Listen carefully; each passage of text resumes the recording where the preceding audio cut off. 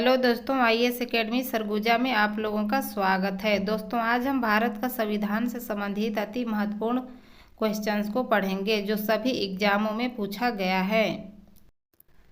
आज का हमारा पहला प्रश्न है, भारत के संविधान सभा के अस्थायी सभापति कौन थे? आंसर है बी, डॉक्टर सच्चिदानंद। दोस्तों, भारत के संविधान सभा के अस्थायी सभापति डॉक्टर सच्चिदानंद को चुना गया था और हमारे स्थायी सभापति डॉक्टर राजेंद्र प्रसाद जी थे। हमारा अगला प्रश्न है, 11 दिसंबर 1946 को किस संविधान सभा का स्थायी अध्यक्ष चुना गया था? आंसर है ए, डॉक्टर राजेंद्र प्रसाद को। दोस्तों, 11 दिसंबर 1946 को संविधान सभा की स्थायी अध्यक्ष डॉक्टर राजेंद्र प्रसाद को चुना गया था। हमारा अगला प्रश्न है, भारतीय संविधान कब अंगीकार किया गया था? आंसर है डी, 26 नवंबर 1949 को। दोस्तों, भारतीय संविधान को 26 नवंबर 1949 को अंगीकार किया गया था। हमारा अगला प्रश्न है, भारत का संविधान बनने में कितना समय लगा था? आंसर है ए, 2 वर्ष 11 माह 18 दिन। दोस्तों, संविधान सभा को बनने में 2 वर्ष 11 माह और 18 दिन का समय लगा था। हमारा अगला प्रश्न है, निम्नलिखित में से किस तिथि को भारतीय संविधान लागू किया गया था? आंसर है ए, 26 जनवरी 1950 को। दोस्तों, 26 जनवरी 1950 को हमारा संविधान लागू हुआ था। हमारा अगला प्रश्न है, भारत के संविधान सभा का संवैधानिक सलाहकार कौन था? आंसर है सी, सर वी.एन. राव जी थे। दोस्तों, भारत के संविधान सभा का संवैधानिक सलाहकार सर वी.एन. राव जी थे। हमारा अगला प्रश्न है, संविधान के अनुच्छेद में भारत को क्या कहा गया है? आंसर है सी, राज्यों का संघ। दोस्तों, संविधान के अनुच्छेद में भारत को राज्यों का संघ कहा गया है। हमारा अगला प्रश्न है, विश्व का सबसे बड़ा लिखित एवं सर्वाधिक व्यापक संविधान किस देश का है? आंसर है बी, भारत देश का। दोस्तों, विश्व का सबसे बड़ा लिखित एवं सर्वाधिक व्यापक संविधान भारत देश का संविधान है। हमारा अगला प्रश्न है, लिखित संविधान की अवधारणा सबसे पहले किस देश ने पेश की थी? आंसर है बी, फ्रांस देश ने। दोस्तों, लिखित संविधान की अवधारणा सबसे पहले फ्रांस देश ने पेश की थी।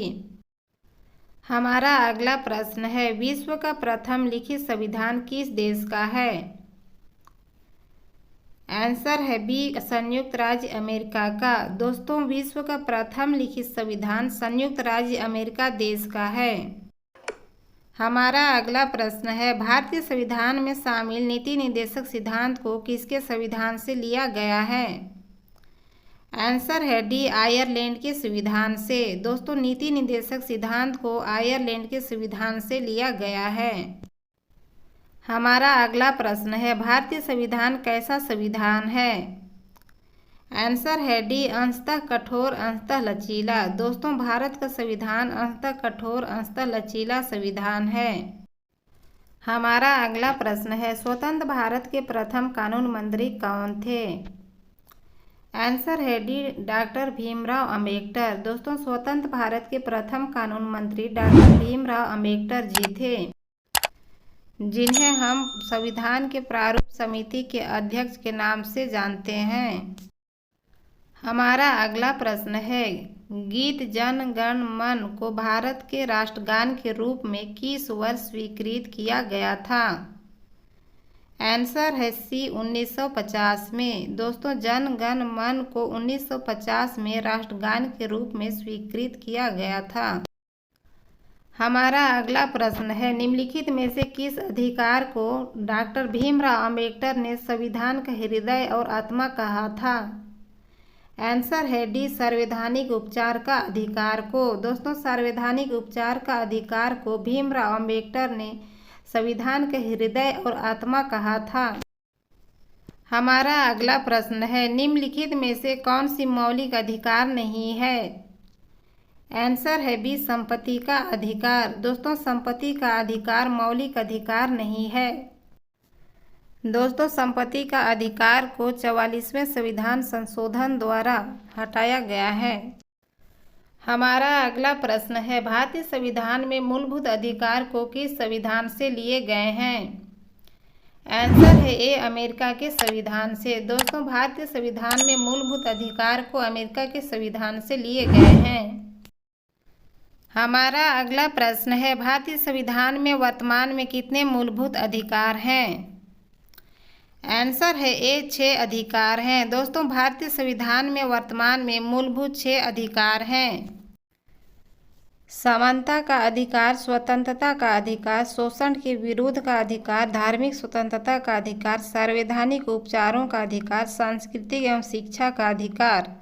दोस्तों, हमारे भारतीय संविधान में संशोधन के बाद 6 अधिकारों को रखा गया है। याद रखिएगा, इम्पोर्टेंट पॉइंट है।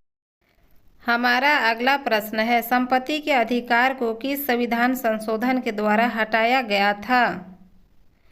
आंसर है ए, 44वें संविधान संशोधन के द्वारा। दोस्तों, संपत्ति के अधिकार को 44वें संविधान संशोधन के द्वारा हटाया गया था। हमारा अगला प्रश्न है, किस संविधान संशोधन द्वारा मौलिक कर्तव्यों को शामिल किया गया है? आंसर है बी, 42वें संविधान संशोधन 1976 के द्वारा। दोस्तों, 42वें संविधान संशोधन 1976 के संशोधन के द्वारा मौलिक कर्तव्यों को शामिल किया गया है। हमारा अगला प्रश्न है, मौलिक कर्तव्यों को किस देश से लिया गया है? आंसर है ए, रूस के संविधान से। दोस्तों, मौलिक कर्तव्यों को रूस के संविधान से लिया गया है। याद रखें, इसी टाइप से प्रश्न परीक्षा में पूछे जाते हैं। हमारा अगला प्रश्न है, छुआछूत का अंत संविधान के किस अनुच्छेद के द्वारा किया गया है?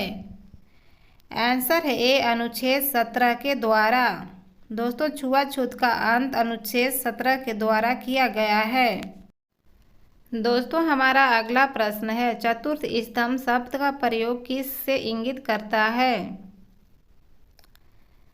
आंसर है डी, प्रेस तथा समाचार पत्र को। दोस्तों, चतुर्थ स्तंभ शब्द प्रेस तथा समाचार पत्र को इंगित करता है।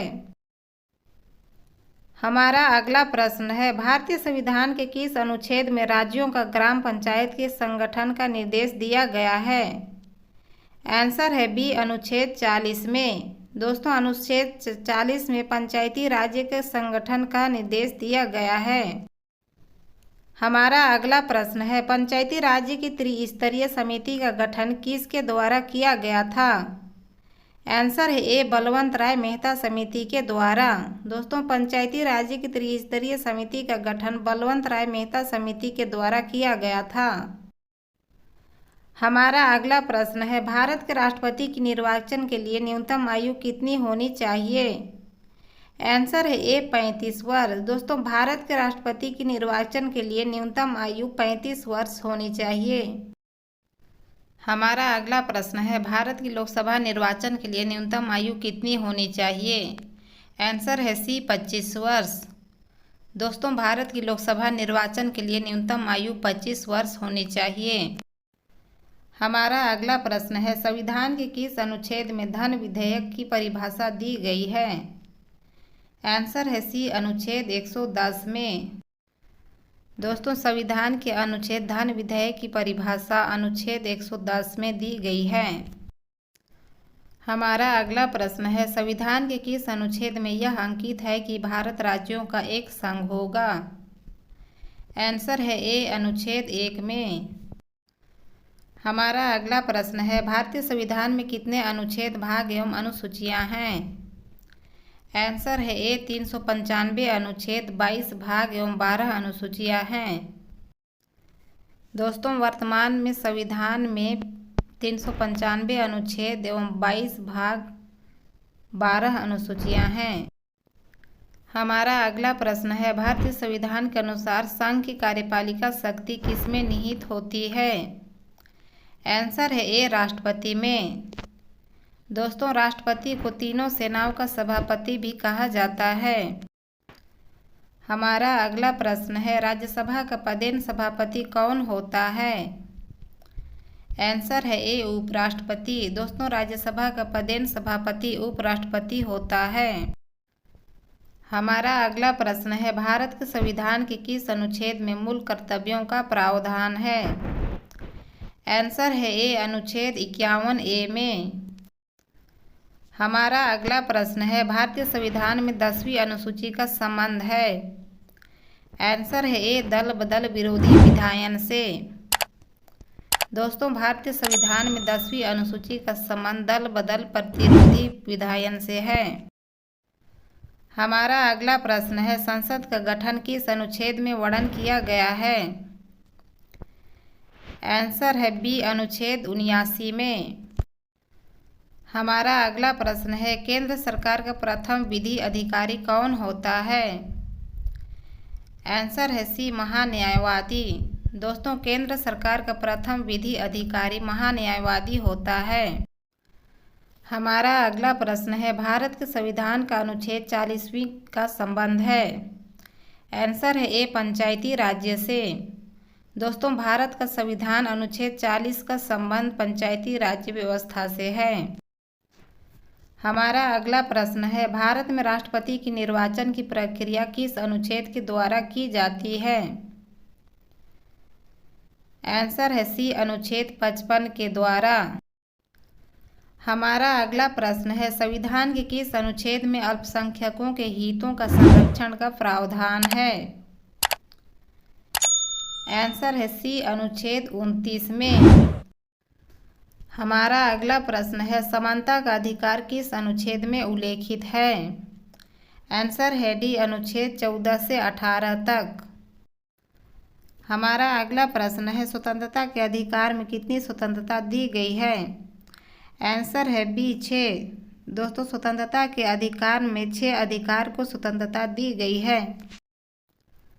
हमारा अगला प्रश्न है, कानून का समान संरक्षण वाक्य कहाँ से लिया गया है? आंसर है ए, अमेरिका से। दोस्तों, कानून का संरक्षण समान अमेरिका से लिया गया है। हमारा अगला प्रश्न है, स्वतंत्रता का अधिकार कौन से अनुच्छेद में दिया गया है? आंसर है बी, अनुच्छेद 19 में। दोस्तों, स्वतंत्रता का अधिकार अनुच्छेद 19 में दिया गया है। हमारा अगला प्रश्न है, मौलिक अधिकारों की निलंबन का आदेश कौन दे सकते हैं? आंसर है डी, राष्ट्रपति। दोस्तों, मौलिक अधिकारों का निलंबन का आदेश राष्ट्रपति दे सकते हैं। हमारा अगला प्रश्न है, भारतीय संविधान में मौलिक कर्तव्यों की संख्या कितनी है? आंसर है बी, 11। दोस्तों, भारतीय संविधान में मौलिक कर्तव्यों की संख्या 11 है। हमारा अगला प्रश्न है, राष्ट्रीय गान को प्रथम बार कांग्रेस के किस अधिवेशन में गाया गया था? आंसर है बी, कोलकाता अधिवेशन में 1911 ईस्वी में गाया गया था। दोस्तों, हमारा अगला प्रश्न है, भारत के राष्ट्रीय गीत वंदे मातरम किस उपन्यास से लिया गया है? आंसर है ए, आनंद मठ से। दोस्तों, भारत के राष्ट्रीय गीत वंदे मातरम आनंद मठ से लिया गया है। दोस्तों, हमारा अगला प्रश्न है, भारत की पहली आदिवासी महिला राष्ट्रपति होने का गौरव किसे प्राप्त हुआ है? आंसर है डी, द्रौपदी मुर्मू को। दोस्तों, भारत की पहली आदिवासी महिला द्रौपदी मुर्मू जी भारत के राष्ट्रपति बने हैं। इन्होंने जुलाई 2022 में राष्ट्रपति द्रौपदी मुर्मू ने 15वीं राष्ट्रपति चुनी गई हैं। यह झारखंड की पहली महिला राज्यपाल बनी थी। हमारा अगला प्रश्न है, भारत का राष्ट्रीय प्रतीक चिन्ह क्या है? आंसर है ए, अशोक चिन्ह। दोस्तों, भारत का राष्ट्रीय प्रतीक चिन्ह अशोक चिन्ह है। हमारा अगला प्रश्न है, भारतीय राजनीतिक व्यवस्था में इनमें से कौन सा सर्वोच्च है? आंसर है बी, संविधान। दोस्तों, भारतीय राजनीतिक व्यवस्था में संविधान सर्वोच्च है। हमारा अगला प्रश्न है, 28 मई 2023 को भारत के नए संसद भवन का उद्घाटन किसने किया है? आंसर है सी, नरेंद्र मोदी के द्वारा। दोस्तों, भारत के प्रधानमंत्री नरेंद्र मोदी के द्वारा संसद भवन का उद्घाटन 2023 को किया गया है। हमारा अगला प्रश्न है, नई संसद भवन का उद्घाटन प्रधानमंत्री नरेंद्र मोदी ने कहाँ किए हैं? आंसर है ए, नई दिल्ली में। दोस्तों, नई संसद भवन का उद्घाटन प्रधानमंत्री के द्वारा नई दिल्ली में किया गया है। हमारा अगला प्रश्न है, लोकसभा का पहला आम चुनाव कब हुआ था? आंसर है बी 1952 में। दोस्तों, लोकसभा का पहला आम चुनाव 1952 में हुआ था।